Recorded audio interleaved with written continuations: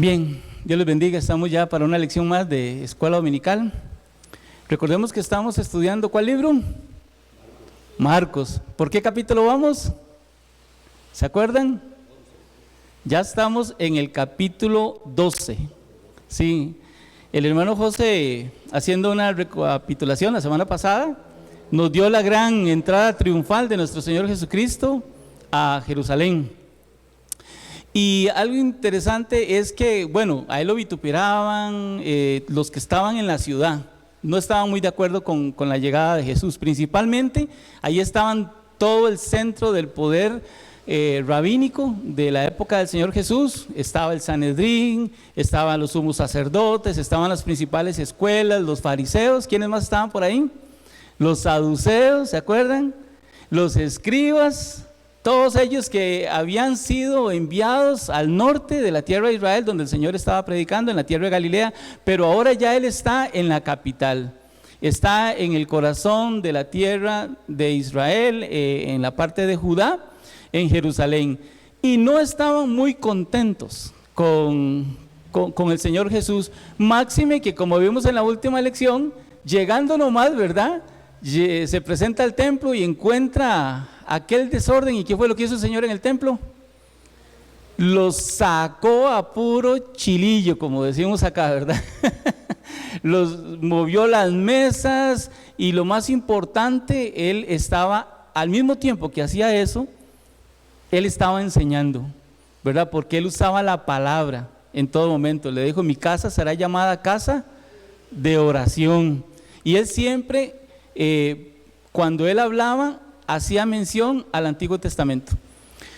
Hoy vamos a estudiar un poquito sobre lo que es la percepción del Señor Jesús de varias personas que se acercaron a Él en forma de espías. Esto es muy importante, lo podemos ver en los diferentes relatos. Ya como hemos visto, todas esas historias a veces se relatan, estamos llevando el libro de Marcos, la secuencia, pero a veces pasamos a Mateo, a veces nos pasamos a Juan y a Lucas.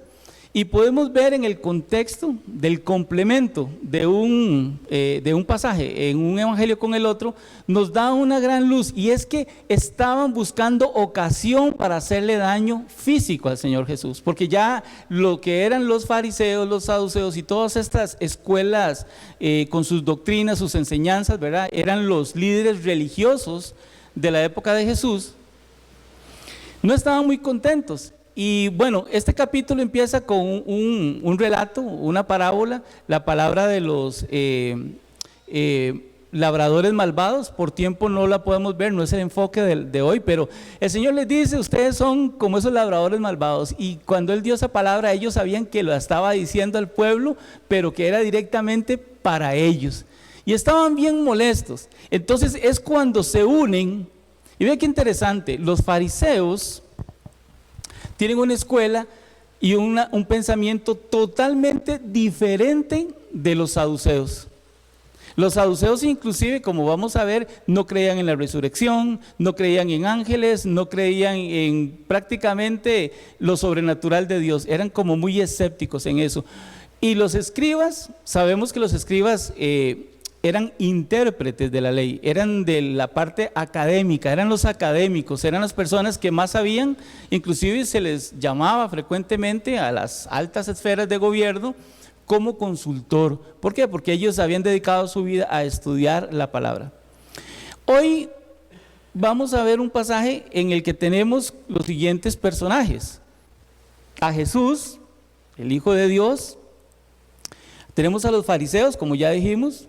Por aquí aparece uno nuevo que no habíamos visto, que se llaman los herodianos. ¿Y a qué les suena eso? Sí, que eran seguidores de la casa de Herodes. Como todos recordamos, Herodes es un título, como el título de faraón, ¿verdad? O como decir gobernante. Entonces, por supuesto que el título de Herodes, de turno en turno, se iba pasando, ¿verdad?, según la sucesión. Pero ellos se llamaban herodianos. Los herodianos eran seguidores de la casa de los gobernantes, por decirlo así. Eran fans de Herodes y su casa. Tenemos a los saduceos, que eran acérrimos enemigos de los fariseos. Pero los vemos aquí juntos a una. estaban, y yo me puse a pensar, hermanos y hermanas, ¿cómo es que personas que se odian tanto entre ellos, porque era un odio visceral, o sea, no es que te caía mal, entre ellos eran no solo de alegatos de palabra, eran años de que mantenían una gran rivalidad. ¿Y cómo creen ustedes que se unieron? ¿Por qué creen que se unieron? Por un único interés: preservar la parte del pastel que tenían ellos sobre el gobierno del pueblo. ¿Me explico? O sea, ellos se unieron contra Jesús porque se sentían todos amenazados por la sana doctrina, por la palabra que el Señor traía, y todos le reconocían al Señor y le llamaban maestro. En eso no lo descalificaban, le decían: tú vienes de Dios, tú eres, como vamos a ver ahorita en el relato, y siempre entraban con una palabra suave con el Señor Jesús, pero por dentro se los carcomía, al punto que el Señor, eso es lo que me gusta, ¿verdad?, de la personalidad de Jesús. A veces tenemos que ser así un poco sinceros. ¿Qué es lo que les decía? Ustedes son hipócritas, y se los decía así frente a frente: ustedes vienen con una hipocresía delante de mí. Vamos entonces a Marcos capítulo 12 y vamos a iniciar en el verso 13. Y ya les hice un contexto en el que llegan estos espías, porque dijeron: mira, no nos vamos a quedar callados, vamos a buscar una ocasión para meterle una zancadilla al Señor Jesús. Según ellos, eran más inteligentes que el Señor Jesús. Según ellos, se creían que podían traer a error.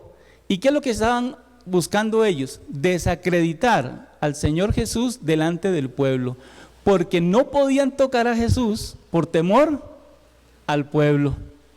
Ojalá fueran así los políticos que tenemos hoy en día, ¿verdad?, que actuaran de una forma como se espera, por temor a que el pueblo se las cobre, ¿verdad? Pero bueno, ahí cuando habla de temor al pueblo es porque ahí, si se levantaban, habían piedras de por medio, ¿verdad?, y habían violencia de por medio. Entonces ellos no podían tocar a Jesús, pero si ellos encontraban a Jesús de alguna manera en algún error y lo podían achacar, o lo acusaban al pueblo, o a quién otro cree que lo iban a acusar. Imagínense en el contexto: ¿contra quién podían ellos, los fariseos, saduceos, herodianos, acusar a Jesús? ¿Contra quién? Contra Herodes, sí, aunque Herodes era el pueblo judío, pero arriba de Herodes había alguien más. ¿Quién era? El gobernador, los romanos, contra Pilato, ¿verdad? Porque ellos lo que estaban buscando era buscar desacreditar al Señor Jesús. Bien, tenemos verso 13, ya todo lo tenemos, ¿sí? Ok. Estamos en Marcos capítulo 12, verso 13. Y le enviaron algunos de los fariseos y de los herodianos para que le sorprendiesen en alguna palabra. Viendo ellos, le dijeron: maestro. Es que hay que ver la forma también. Yo le trato de hacer un poquito ahí con un poquito sí, salamera es la palabra correcta, pastor. Llegaron ahí salameramente: maestro, o sea, como que si fuera el maestro de ellos. O sea, por dentro estaba que se vomitaban ellos, no se soportaban. Dice: sabemos que eres hombre veraz y que no te cuidas de nadie, porque no miras la apariencia de los hombres, sino que con verdad enseñas el camino de Dios. Ahora viene aquí la pregunta: ¿es lícito dar tributo a César o no? ¿Daremos o no daremos? Esto es lo que conocemos como una pregunta capciosa. ¿Todos entendemos lo que significa la palabra capciosa? Sí, es una pregunta que se hace con el fin de que al dar la respuesta nos equivoquemos o digamos algo incorrecto. O sea, la pregunta se diseña para que la persona responda mal y de alguna manera atraparlo. ¿Dónde vemos aquí la trampa? ¿Dónde vemos la malintención de estos herodianos y estos fariseos? En que si él decía que no, ¿a quién lo iban a ir a acusar? Iban a ir en contra de Jesús, acusándolo con el César. Pero si él decía que sí es lícito dar, ¿a quién creen que iban a acusar? De ahí, a los oprimidos, al pueblo, que son los que tienen que estar sacando el dinero para pagar el yugo, ¿verdad? Y más dando dinero a un gobierno que a todas luces, desde el punto de vista de su fe, era inmoral, era opresor, era conquistador. O sea, ellos estaban ahí dominados a la fuerza, como tantos lugares a los que llegó a abarcar el Imperio Romano en esa época. Entonces, mas él, verso 15, percibiendo la hipocresía de ellos, les dijo: ¿por qué me tentáis? ¿Por qué me tentáis? Traedme la moneda para que la vea. En otro pasaje dice que la moneda era un denario, y todos recordamos que un denario es la paga de un día de trabajo de un obrero. O sea, es decir, le trajeron una moneda que equivalía al precio de un día de trabajo. Dice, ellos se la trajeron y les dijo: ¿de quién es esta imagen y la inscripción? Ellos le dijeron: de César. Respondiendo Jesús les dijo: dad a César lo que es de César, y a Dios lo que es de Dios. Y se maravillaron de él. Este César, por cierto, era Tiberio, el Tiberio César. César también era un título, ¿verdad? Entonces, el que estaba en turno era Tiberio. Recuerden que este Tiberio era el que tenía toda conquistada la tierra de Palestina, toda la parte de Israel y aún más allá. Y este Tiberio, de ahí viene también el nombre que fue bautizado, el lago de Tiberías. Lo hemos leído en la palabra, el lago de Tiberías está bautizado, aunque lo conocemos como el lago de Galilea, también se conoce como el lago de Tiberías. Y hubo una ciudad también alrededor del lago que se llamaba Tiberías, en honor a este César de turno que estaba ahí. Podemos ver algunas cosas en este pasaje. Ya el Señor había enseñado sobre los tributos. Recuerden el pasaje en Mateo capítulo 20, por favor. Vamos a ir ahí. Mateo capítulo 20, verso 25. Leo para ustedes. Entonces Jesús, llamándoles, dijo: ¿sabéis que los gobernantes de las naciones se enseñorean de ellas, y los que son grandes ejercen sobre ellas potestad? Ya el Señor les había enseñado al pueblo, en la parte en Galilea también, que los gobernantes iban a exigirles tributo, les iban a exigir parte. ¿Por qué? El dinero representa una parte de nuestra vida. Si nosotros trabajamos un año por X cantidad de dinero, si nos piden esa cantidad de dinero, es como que le hubiéramos regalado un año de nuestra vida a esa persona. Todos lo entendemos, ¿sí? Entonces, el Señor les decía que los gobernantes se enseñorean de ellas, y los que son grandes ejercen sobre ellas potestad. También vemos en Mateo 17, verso 25 en adelante, que esa potestad que tienen los gobernantes, el Señor le entendió para su tiempo y le dijo a sus propios discípulos que tenían que cumplir con esas ordenanzas, que tenían que cumplir porque ellos estaban dominados y que no era el tiempo en que se iban a liberar de ese yugo. Hay un pasaje que todos lo recordamos cuando llegó Simón Pedro a hablarle sobre los impuestos que tenían que pagarle al César. En el verso 25 dijo, el Señor, él dijo sí, y al entrar en la casa Jesús le habló primero diciendo: ¿qué te parece, Simón? Los reyes de la tierra, ¿de quiénes cobran los tributos o los impuestos? ¿De sus hijos o de los extraños?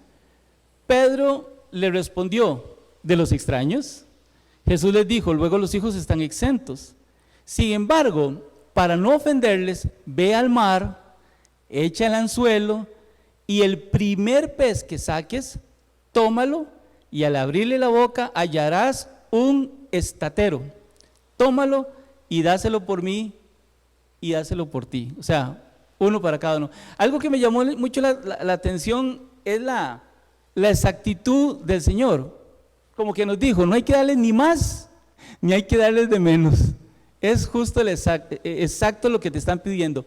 Resulta que lo que pedían en esa época eran 2 dracmas, que era El dracma era muy parecido al denario, tenían más o menos la misma equivalencia, pero lo que pedían de impuestos eran 2 dracmas, es decir, 2 días de trabajo. Eso es lo que pedía cada cierto tiempo el Imperio Romano.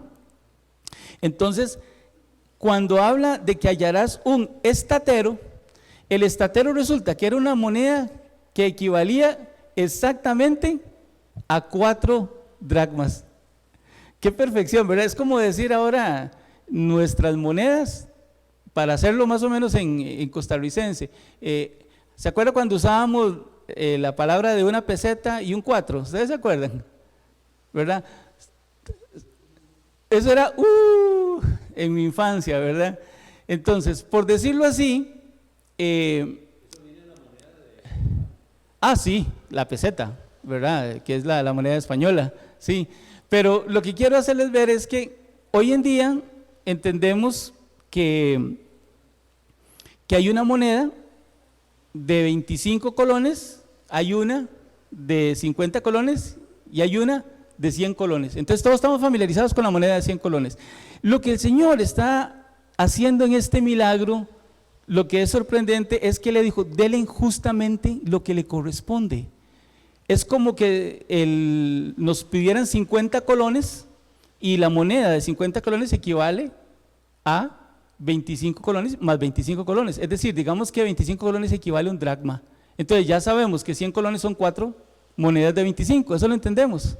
Entonces, aquí el Señor, en esto que dice que va a hallar en la boca del pez un estatero, era una moneda que equivalía justamente a 4 partes, que 2 y 2 eran una para pagar los impuestos del Señor Jesús y otra para pagar los impuestos en este caso de Pedro.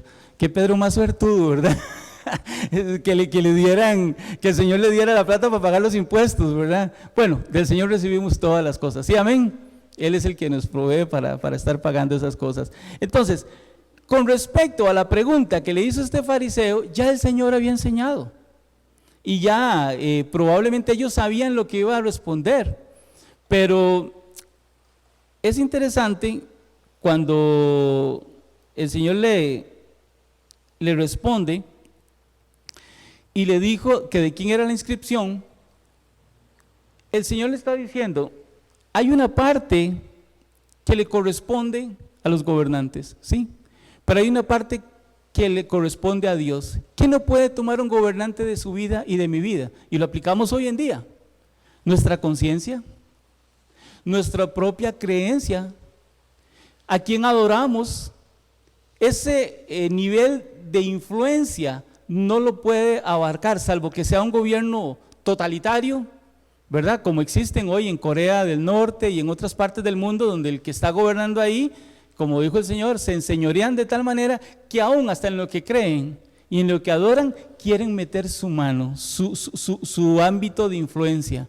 Pero bueno, pero en los países como el nuestro, los gobiernos no pueden hacer eso, aunque sí han querido meterse en la vida moral y en la vida de las costumbres de los costarricenses, hay que decirlo así, y la iglesia como tal pues tiene que decirlo de una manera valiente. Dice la palabra, hay que obedecer a Dios antes que a los hombres. Así que si hay una ley que se levanta contra Dios, es una ley que nosotros no estamos obligados porque somos primeramente ciudadanos del cielo, aunque seguimos siendo costarricenses, o como el caso del pastor Goulding, ¿verdad? Que es de otra nacionalidad. Y tenemos que honrar, sí, a nuestra nación y todo eso, pero nunca en contra de los preceptos y enseñanzas del Señor Jesús. Amén. Vamos a un segundo pasaje. Resulta que termina este primer episodio y no pudieron agarrar en la trampa al Señor Jesús. Salió muy bien librado, ¿verdad? Entonces, ¿qué pasa el que sigue? Y resulta ser que se van los fariseos y ahora ¿quiénes llegan? Y los herodianos fueron los primeros. Ahora el tercero fueron los saduceos. Entonces llega el saduceo, pero es que recuerde que ellos estaban vestidos y estaban como espías. Eso lo podemos ver en otros pasajes paralelos. Es más, anote por ahí, eso está en Mateo capítulo 22, de 23 y siguientes, está en Lucas 20 y 27 y siguientes. Eso es para que puedan ver los pasajes paralelos. Ok, entonces llega el saduceo. Recuerde que el saduceo era todavía peor porque no creían prácticamente en nada de lo sobrenatural de Dios. Eran totalmente escépticos, ellos no creían en resurrección, no creían que existían los ángeles, eran personas increíblemente apegadas a lo que podían ver y a lo que podían tocar, a lo que podían sentir, es decir, vivían en un mundo muy centrado en lo que es el mundo físico. Pues ellos llegan, eso lo vamos a ver en el verso 18, y le hace una pregunta sobre lo que no cree. Qué interesante, o sea, le pregunta sobre la resurrección.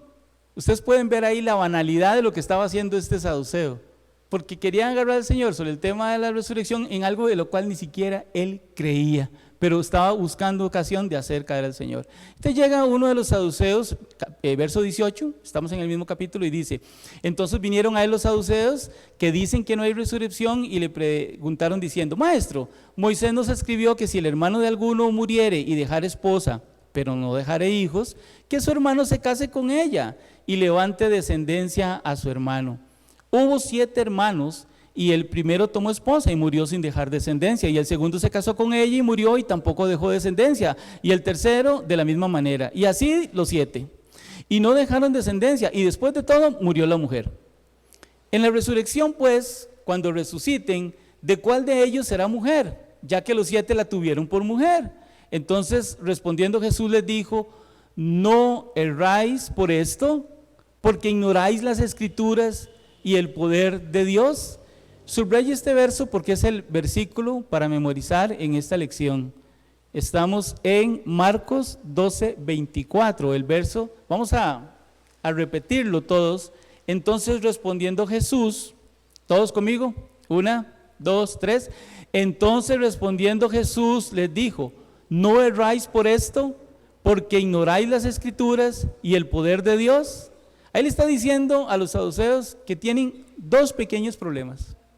Uno es que no están estudiando las Escrituras. Claro, si es algo en lo que no creían, igual todo lo que estaba en la Torá, y ya para ellos todo lo que tenían de la parte de la ley de Moisés, los profetas y todas las Escrituras que tenían para su época, el Señor le decía: mire, si ustedes van y revisan eso que está ahí, van a entender que Dios es un Dios de lo sobrenatural. Y él usa un ejemplo, lo podemos ver en el verso 25, porque cuando resuciten de los muertos, el Señor está diciendo: hay resurrección.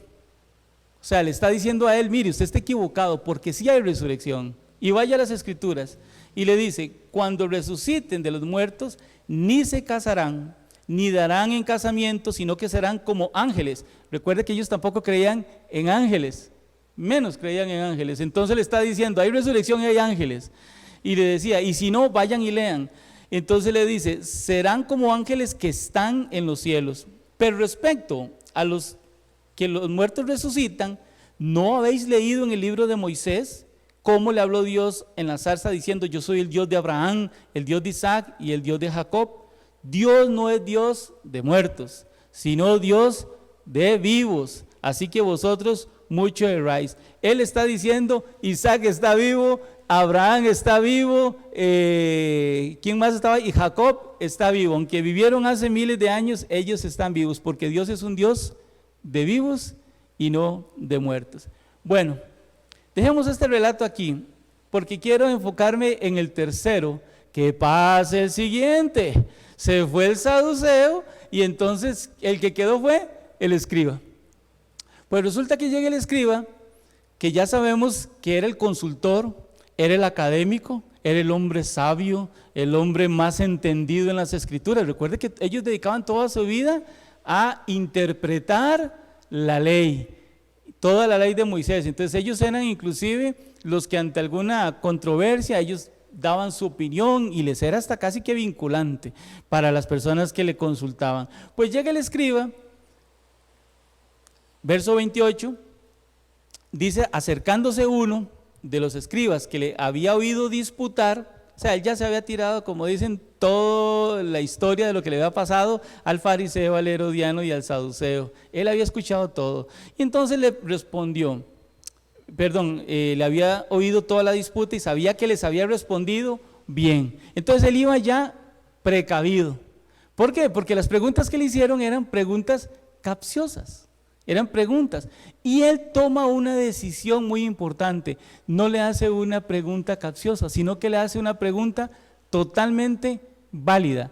Ok, no que él quisiera hacerle una pregunta de buena fe, no, él iba con mala fe. Él iba con mala fe, pero ¿en qué iba confiado él? En su propia sabiduría.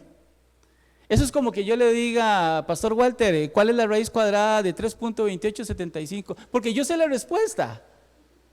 ¿Me explico? Entonces, él iba con una mala intención de a ver si hacía caer al Señor, pero por memoria, por conocimiento, porque él era un hombre de conocimiento. ¿Pueden entender eso? O sea, no es que le hizo una pregunta buena, las otras preguntas sí eran con trampa, esta era sin trampa, pero igual había en su corazón una mala intención.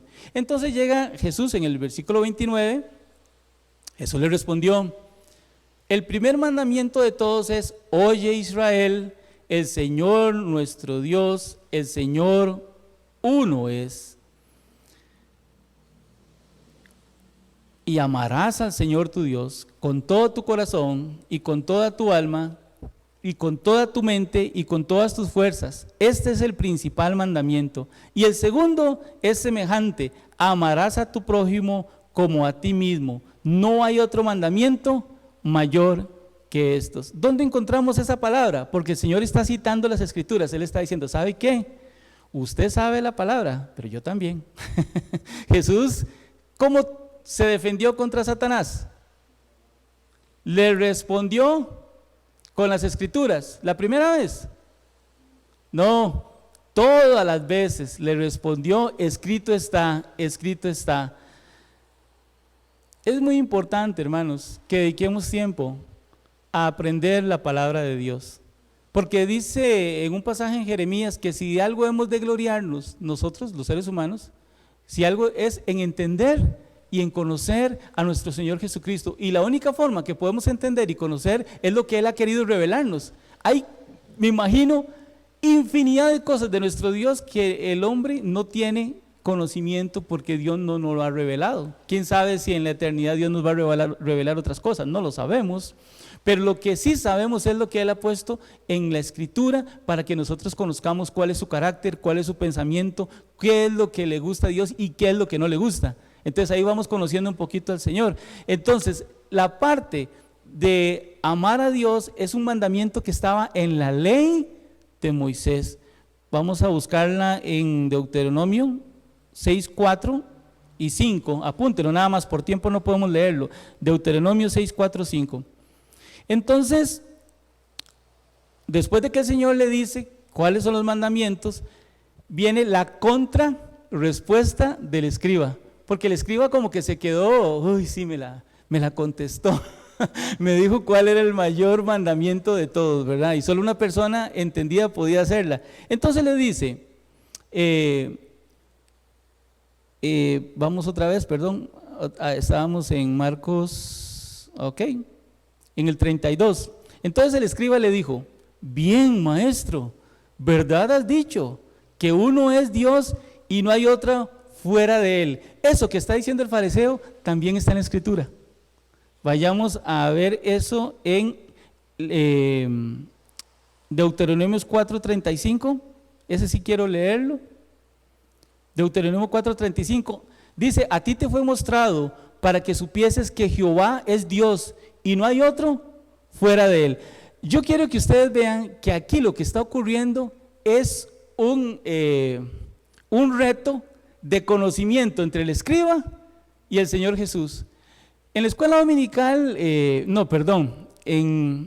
aprendía las cosas en la escuela dominical, pero en nuestra sociedad de jóvenes, cuando yo iba a la iglesia, gustábamos mucho de un juego que le llamábamos esgrima.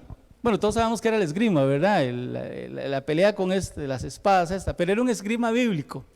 Y entonces en nuestra juventud nos ponían a competir, un grupo contra otro, a ver quién podía saber más de la Biblia. Vean, hermanos, cuando yo tenía como 17 años, yo les puedo contar que yo me aprendía de memoria capítulos enteros de un libro del Nuevo Testamento, porque eran generalmente en grupos de 2 o de 3, el equipo, o a veces 4. Entonces agarrábamos un libro, vamos a hacer esgrima sobre el libro de Efesios. Entonces, vos te aprendés el 1, usted te aprendes el 2, y yo me acuerdo que yo lo aprendí, y cuando venía la pregunta, al que le tocaba el capítulo tenía que responder, ¿verdad? Y eso era una práctica de que en nuestra juventud nos gustaba memorizar la palabra, pero qué mal, ¿verdad? No entendíamos que no es memorizar por memorizar. En esa época yo lo que quería era ganar. Yo lo que quería era simplemente que mi grupo fuera el ganador en la esgrima del domingo, del sábado en la noche en la sociedad juvenil. No, hoy en día entendemos que no basta con aprendernos la palabra, sino que hay que saberla aplicar. Que lo más importante no es conocer lo que dice la Biblia, sino es cumplirla. Porque si la Biblia nos da las verdades, es para nuestra vida, para aplicarlas. Pero ¿cuántas veces nos quedamos solamente en el conocimiento? ¿Qué fue lo que le pasó al escriba? El escriba conocía la palabra y aún así estaba afrentando al Señor Jesús, que traía la palabra, que traía la vida, que daba testimonio hasta con señales y prodigios que el reino del Señor se había acercado a ellos y que ya era el tiempo y que Él era el Mesías. Y aún así, Él no lo quiso ver de esa manera. Terminamos en el verso... Vamos a leer hasta el 34. Sí, Marcos 12 hasta... Entonces el escriba le dijo: bien, maestro, verdad dicho, que uno es Dios y no hay otro fuera de Él, y amarle de todo el corazón, con todo el entendimiento y con todo el alma y con todas las fuerzas, y amar al prójimo como a uno mismo, es más que todos los holocaustos y sacrificios. Es más que todos los... Esa es otra palabra que estaba haciendo el escriba. Eso también está en el Antiguo Testamento. Por tiempo no lo vamos a ver. O sea, el Señor le contestó con la palabra y el escriba también le recontestó contra la palabra. Y el Señor así lo entendió. Él se dio cuenta, y aquí es donde viene la gran diferencia. Jesús, dice el verso 34, y con eso cerramos. Entonces, viendo que había respondido sabiamente, o sea, el Señor reconoció que el hombre sabía de la palabra y que había respondido sabiamente. Le dijo: no estás lejos del reino de Dios. No estás lejos del reino de Dios. Claro, el conocer la palabra es el primer paso, porque conociendo la palabra y teniendo la palabra enfrente de nosotros, podemos confrontar nuestra vida y querer cambiar nuestra vida a causa de la palabra que hemos sido confrontados.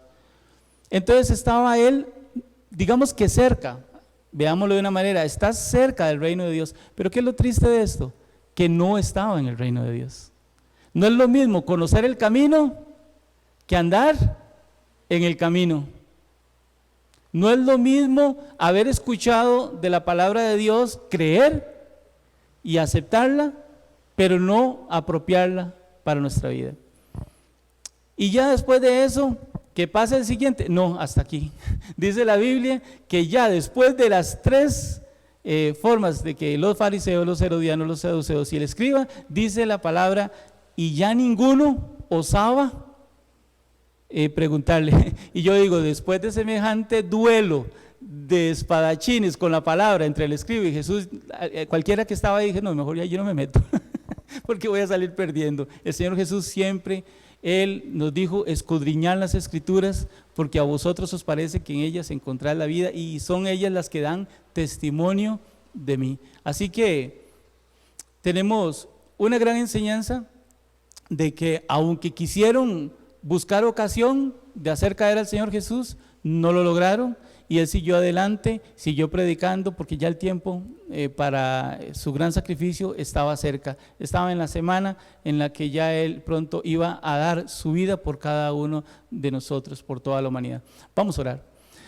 Gracias, Dios, por la lección que hemos tenido en esta tarde hermosa, Señor. Te damos gracias porque aprendemos que es a través de tu palabra, Señor, que encontramos respuesta a cada duda, a cada situación de nuestra vida, y que es a través de tu palabra, Señor, en la que podemos caminar a paso firme, sabiendo que en ella encontramos lo que necesitamos en nuestra mente, en nuestro corazón, en nuestra alma.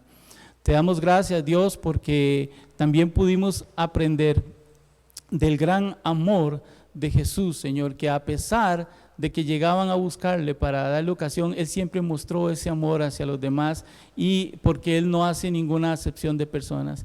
Y lo mismo para nuestro tiempo, Señor. Sabemos que tú no haces acepción de personas. Padre, que esta palabra pueda ser de bendición para otras personas. Y en tu nombre oramos y te damos todas las gracias. Amén y amén. Dios les bendiga, hermanos. Si este programa ha sido de bendición para su vida, contácteme. Anote mi celular para que me contacte por WhatsApp: 8708-5569.